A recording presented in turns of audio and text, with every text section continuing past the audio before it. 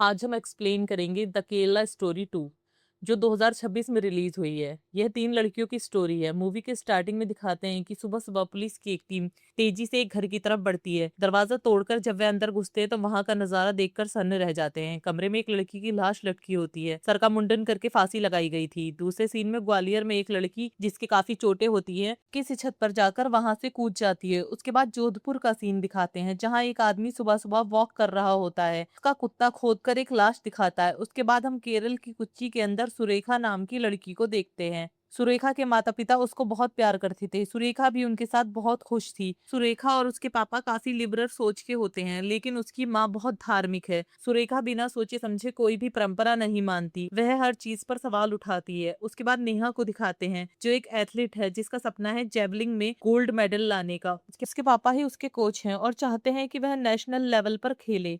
उसके बाद दिव्या को दिखाया जाता है जो सिर्फ 16 साल की है और उसको डांस की रील्स बनाकर फेमस होना है। वो कल्चर बेस्ड रील्स बनाती है, लेकिन उसका बॉयफ्रेंड राशिद उसको समझाता है कि ऐसी रील्स बनाने से वो ज्यादा फेमस नहीं होगी। अगर ज्यादा और जल्दी फॉलोअर्स चाहिए तो उसको बोल्ड एंड ग्लैमरस कंटेंट बनाना चाहिए। तो दिव्या मना करती है क्योंकि उसके घर वालों ने उसे मर्यादा में रहने वाली रील्स बनाने की ही परमिशन दी है। लेकिन राशिद उसको प्रेशर देता है कि उसने ट्रेंड फॉलो नहीं किया तो वो कभी फेमस नहीं हो पाएगी। राशिद की बातों में आकर दिव्या बोल्ड रील्स बनाना स्टार्ट कर देती है। जैसे ही उसके माता पिता वो वीडियो देखते हैं घर में हंगामा मच जाता है। उसके पापा उसको समझाने की कोशिश करते हैं, लेकिन उसकी माँ बहुत गुस्से में होती है और उसकी रील्स डिलीट करके उसको कमरे में बंद कर देती है। वो दोबारा से अपने कमरे में छोटे कपड़ों में रील्स बनाने लग जाती है। उसकी मम्मी आती है, उसको डांटती है और गुस्से में घर की लाइट ही बंद कर देती है, उसको कमरे में लॉक कर देती है। उसके पापा कहते हैं कि बेटी को प्यार से समझाना चाहिए, लेकिन उसकी माँ बोलती है कि वो सिर्फ 16 साल की है और यह सब गलत है। फिर दिव्या गुस्से और फ्रस्ट्रेशन में राशिद को कॉल करती है और बोलती है कि तुम सही कहते हो, ये हिंदू पेरेंट्स बहुत कट्टर होते हैं। रोते हुए बोलती है कि उसकी माँ उसे नहीं समझती है और उसकी सबसे बड़ी दुश्मन है। उसे घर में कैद करके रखा गया है, अब वो इस घर में नहीं रहेगी। राशिद मौके का फायदा उठाकर उसको भड़काता है और बोलता है अगर वो उसके साथ आ जाए तो वह उसके रील्स शूट करेगा और उसको स्टार बना देगा। दिव्या भी इमोशनल होकर उसकी बातों में आ जाती है और उससे कहती है कि मुझे यहाँ से ले जाओ। राशिद उसे उसी रात घर से भगाने का प्लान बनाता है और दिव्या सचमुच उसी रात घर से भाग जाती है।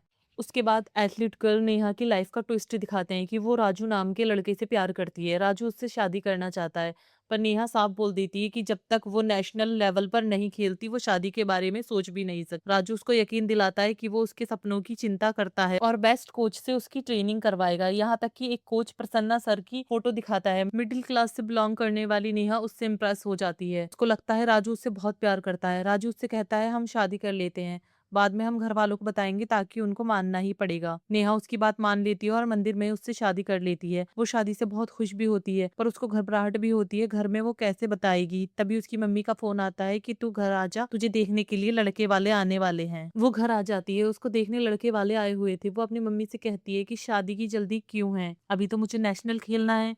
तब उसकी मम्मी बोलती है कि उनको ऐसी ही बहू चाहिए जो स्पोर्ट्स में नाम करे, और जब तुम नेशनल खेलोगी उसके बाद ही शादी होगी और शादी के बाद भी तुम खेलोगी। तब नेहा अपनी मम्मी को बताती है कि उसने शादी कर ली है। लड़के वालों के सामने हाथ जोड़कर उसके पापा उनसे शादी के लिए मना करते हैं।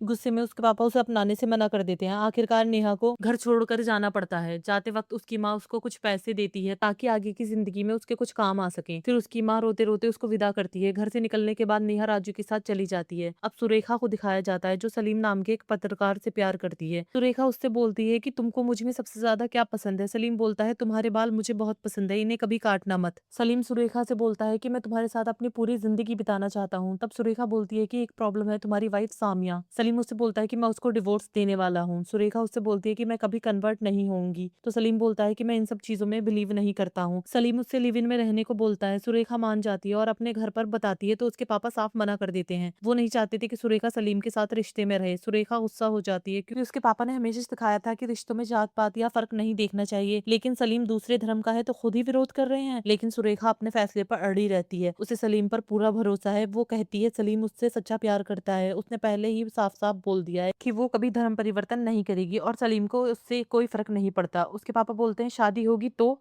तब वो बोलती है अभी कुछ तय नहीं है, शादी जरूरी नहीं लगी तो दोनों हमेशा लिव इन में ही रह सकते हैं। ये सुनकर उसके पापा बड़ा सवाल पूछते हैं कि जब बच्चे होंगे तो वो किस धर्म को फॉलो करेंगे। इस पर सुरेखा के पास कोई जवाब नहीं होता। वो बोलती है इस बारे में कुछ सोचा नहीं, बस उसको सलीम से प्यार है और वो उसके साथ रहेगी। आखिरकार उसके माता पिता को मजबूरी में मानना पड़ता है और सुरेखा सलीम के साथ रहने चली जाती है। दूसरी तरफ राशिद दिव्या को शादी के लिए ले आता है। दिव्या कहती है शादी की इतनी जल्दी क्या है।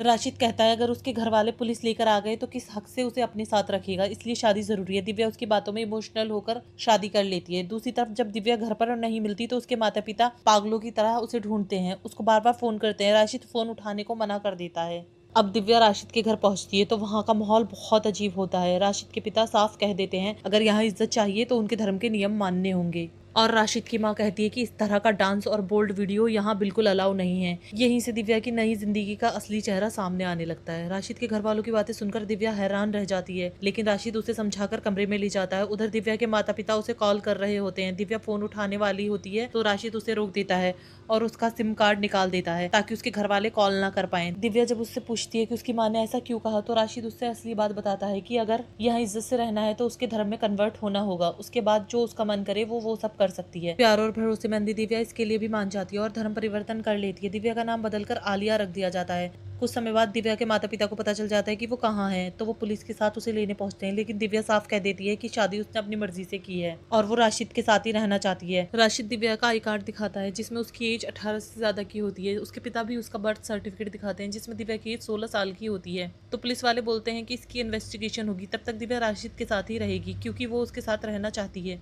उससे माता पिता टूट जाते हैं, वो उसको नहीं ले जा पाते। दिव्या भी उलझन में होती है, लेकिन उसे लगता है कि उसे आज़ादी मिल गई है, लेकिन उसकी ज़िंदगी एक अलग ही मोड़ पर बढ़ रही है। घर लौटकर दिव्या जैसे ही वीडियो शूट करती है राशिद उसे रोक देता है और कहता है ये सब हमारे धर्म में हराम है और तुम एक सच्ची मुसलमान हो, ये सब नहीं कर सकती। दिव्या हैरान रह जाती है क्योंकि यही वादा करके राशिद उसे लेकर आया था, लेकिन राशिद अब साफ पलट जाता है। और उसके घर वाले भी राशिद को बोलते हैं कि जल्दी से जल्दी दिव्या को प्रेग्नेंट कर दो ताकि वो किसी भी गलत काम के बारे में सोच ना सके। जल्दी जल्दी बहुत सारे बच्चे पैदा कर लो, तुमको जन्नत मिलेगी। अब जब भी दिव्या रील बनाने की कोशिश करती है राशिद उस पर गुस्सा करता है, उसे मारता है। धीरे धीरे दिव्या टूटने लगती है और वो प्रेग्नेंट भी हो जाती है। तब दिव्या को एहसास होता है कि उसके माता पिता सही थे, राशिद ने उसके साथ धोखा किया है। लेकिन सबसे बड़ा झटका तब लगता है जब राशिद एक और लड़की को घर लाता है और बताता है कि ये उसकी बेगम है।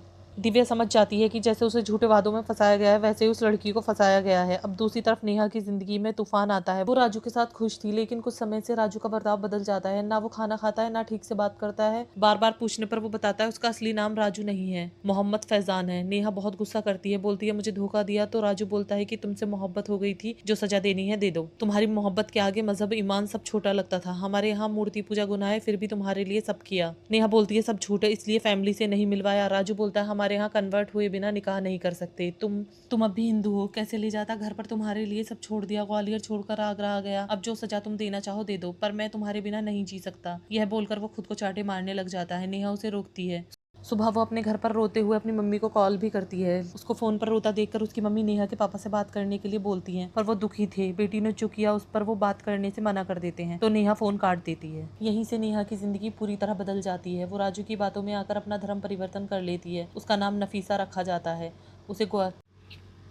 राजू उसे ग्वालियर ले आता है। तब नेहा के माता पिता उससे मिलने ग्वालियर आते हैं, तो वो कहती है अब मेरा नाम नेहा नहीं नफीसा है और जल्दी ही मेरा निकाह है, लेकिन आप लोगों को इजाजत नहीं है मस्जिद में आने की। उसके पापा कहते हैं जिस रिश्ते की बुनियाद ही झूठ है वो नहीं चलेगा, तुम चलो हमारे साथ, तुमको नेशनल भी खेलना है। वो बोलती है अब वो कहीं नहीं जाएगी और फैजान उसे प्रसन्ना सर से ट्रेनिंग करवाएगा, वो इंटरनेशनल खेलेगी और उसके प्यार में अंधी होकर आने से मना कर देती है। उसके माता पिता दुखी होकर वहां से निकल जाते हैं, लेकिन असली झटका तब लगता है जब राजू मौलवी और कुछ लोगों से मिलता है जो लोग हिंदू लड़की को फंसाने पर उसे बधाई देते हैं। वहाँ वो मौलवी बहुत सारे लड़कों को बोलता है कि तुम भी फैजान की तरह इस मुहिम पर लग जाओ, तुमको जन्नत नसीब होगी। सबको बाइक और पैसे देता है हिंदू लड़कियों को फंसाने के लिए। फैजान मौलवी से कहता है कि आपने सिर्फ 4 लाख दिए हैं, जबकि 10 लड़की को कन्वर्ट करने के 6 लाख मिलते हैं। तो वो बोलता है कि तुम्हारे निकाह में एक प्रॉब्लम है। फिर उनका निकाह करवाता है और फैजान से बोलता है कि कुछ दिन ये हमारे साथ रहेगी, इसको पाक करना है। नेहा सुहागरात पर फैजान का इंतजार कर रही होती है, पर वहाँ वो मौलवी आता है और उसके साथ जबरदस्ती करता है। फिर फैजान उसे लेने आता है तो वो मौलवी बोलता है कि 40 दिन तक इसके जिस्म को पाक किया गया है, जाओ अब नई जिंदगी शुरू करो।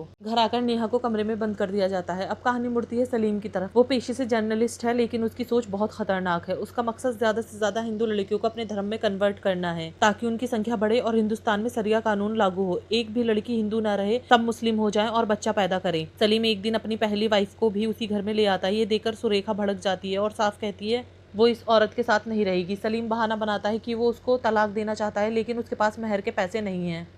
क्योंकि उसने सुरेखा के लिए फ्लैट खरीदा है। वो कहती है कि फ्लैट बेच दो, पर वो उसकी पहली पत्नी के साथ यहाँ नहीं रहेगी। तब सलीम रोकर उसको इमोशनल करता है कि इसके पास रहने को जगह नहीं है, मैं जल्दी से पैसे करके इसको यहाँ से भेज दूंगा, बस कुछ वक्त के लिए उसे यहाँ रहने दो। उसको रोता देख सुरेखा इमोशनल होकर मान जाती है, लेकिन कुछ महीनों बाद भी वो उसी घर में रह रही होती है। उसको अब दिखने लगा था कि सलीम वैसा नहीं है जैसा वो दिखता था। जब वो विरोध करती है और सवाल उठाती है, तब सलीम अपना असली चेहरा दिखाता है और उसे जबरदस्ती कमरे में बंद कर देता है। अब तीनों लड़कियां अपने अपने फैसलों की कीमत चुका रही हैं। सलीम सुरेखा पर दबाव डालता है कि वो धर्म परिवर्तन करे, तो जब वो मना कर देती है तो वो उसे टॉर्चर करता है, उसका फोन भी तोड़ देता है, उसकी किताबें जलाता है, जबरदस्ती अपनी बीवी और कुछ औरतों के साथ मिलकर उसे नॉनवेज खिलाता है। वो उससे बोलता है कि हम लोग कुछ मजहबी काम से बाहर जा रहे हैं, जब तक मैं वापस आऊं तुम मुझे ये बुर्का पहने हो और धर्म परिवर्तन के लिए तैयार मिलना। वो लोग उसे कमरे में बंद करके चले जाते हैं, लेकिन सुरेखा हार नहीं मानती है। दूसरी तरफ नेहा की जिंदगी पूरी तरह बर्बाद हो चुकी होती है। वो फैजान से पूछती है कि उसने उसका रेप करवाया, क्या बस मैंने तुमसे प्यार किया था, तुमने मुझसे कभी प्यार नहीं किया? फैजान कहता है कि उसने इश्क किया था, तभी सही राह पर लेकर आया। तू कयामत के दिन शुक्रिया अदा करेगी मेरा, नई जिंदगी मिली है तुझे, कहकर चला जाता है। फैजान की माँ कहती है कि तुझे तो मौलवी ने ठग लिया इतने से रुपए देकर। तो फैजान कहता है कि अभी 3 लड़कियां और लानी है, ब्राह्मण लड़की के 12 लाख मिलते हैं, ऊंची जाति की लड़कियां लाने वाला हूँ। उसकी माँ कहती है कि नेहा भी अब कमाई का जरिया बनेगी। वो नेहा के पास आकर लड़कों को भेजने की बात करती है।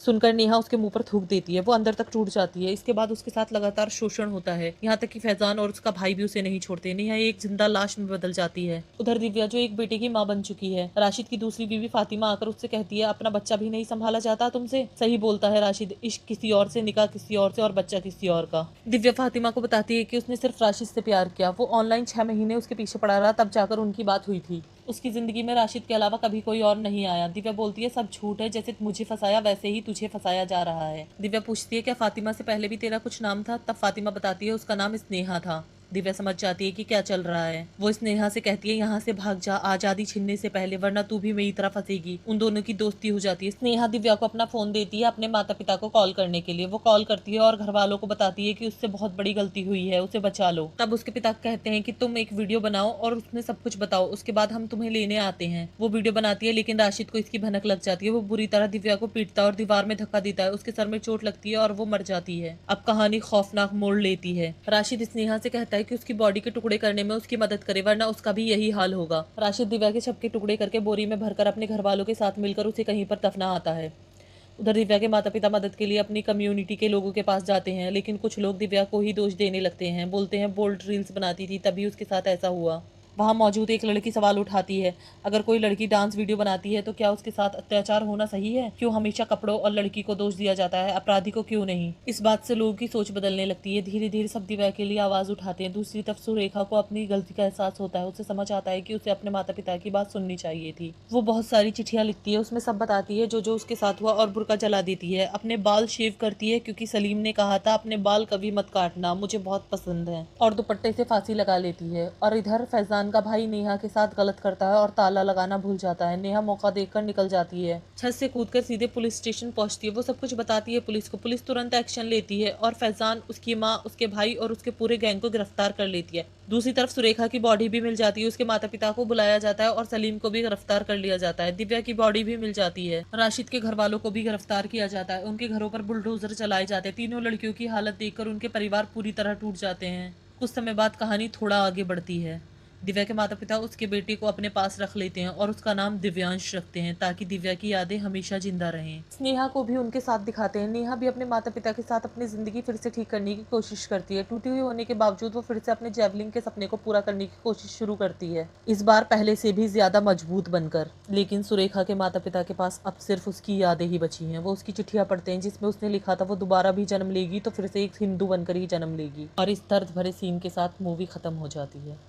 फिर हमें रियल केसेस के बारे में बताया जाता है, जो कि कोलकाता, हैदराबाद, चेन्नई, मुंबई ऐसे अलग अलग शहर में करा गया था। कुछ लोगों के नाम और डेटा के साथ में बताया जाता है। ये कहानी नेहा, दिव्या और सुरेखा की नहीं, ये कहानी प्यार और भरोसे के टूटने की कहानी है।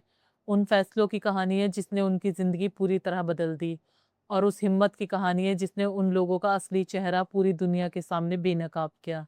ये कहानी हमें ये सीख देती है कि जिंदगी के फैसले दिल से नहीं, बल्कि पूरी सोच और समझ के साथ लेने चाहिए।